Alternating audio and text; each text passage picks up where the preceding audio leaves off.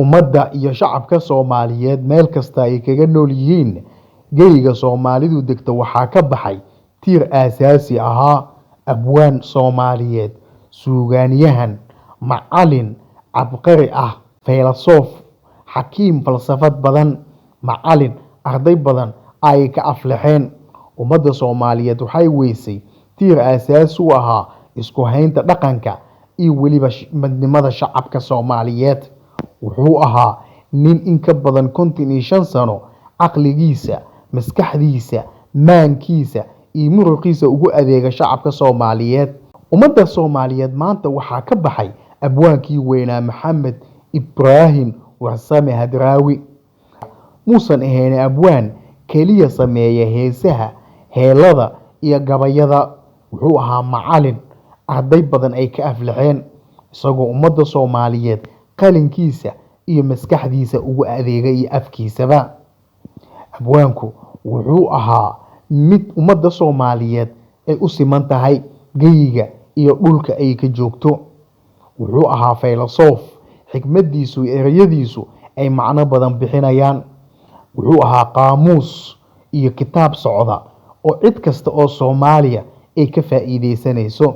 afkala qaadkiisa iyo hadal gudbintiisa xikmadda ka soo baxaysa waxay ku salaysneed mid ka imaanaysa caqliga iyo garaadka fog ee abwaanku Ilaahay uu ku maneystay. ummadda Soomaaliyeed meel kasta ay joogto waxa ay la ooynaysaa, waxa ay la calool gubyoonaysaa tiirkaas asaasiga ah ee ummadda Soomaaliyeed maanta ay weysay.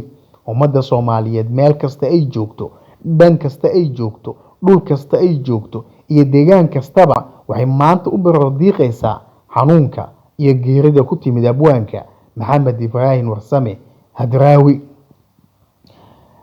abwaanku aaskiisa, maamuuskiisa iyo sagootintiisa waa mid shacabka Soomaaliyeed meel kasta ay joogto u taalo. abwaanka in si heer sare oo qaran ah loo aaso, loo maamuuso, loona sagootiyo waa mid ay ummadda Soomaaliyeed meel kasta ay joogto ay u taagan tahay. balse waxaa soo baxaysa urku taalo iyo weliba wax laga calool xumaado. madaxda qaybta uu ku noolaa abwaanka ayaa iyadu waxay go'aan ku gaareen in aaskiisa iyo weliba sagootintiisa aysan ummadda Soomaaliyeed isugu imaan karin, iyadoo abwaanka aaskiisa, maamuuskiisa iyo weliba sagootintiisa ay noqon karto mid dhaxal reeb ah, mid jiilka dambe ay xasuustaan, mid naqata buugaagta taariikhda mid ku qoran, in ay noqoto mid urku taalo leh oo bar madow oo aanan ka hadhayn ku naqata madaxda go'aanka ku gaartay in abwaanka aas aad u hooseeyo loo sameeyo, ummadda Soomaaliyeedna aysan ka soo qaybgelin. waqtiga iyo fursadda weli waa ay taagan tahay.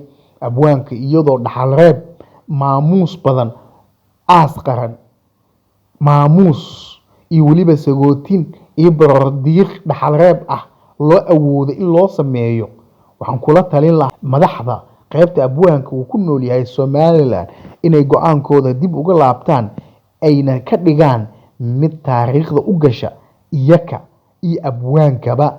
jiilka dambana ay ogaadaan qiimaha uu leeyahay abwaan Soomaaliyeed ee ummadda kaga tegay dhaxalkiisa, maskaxdiisa iyo qoraalkiisa intaba.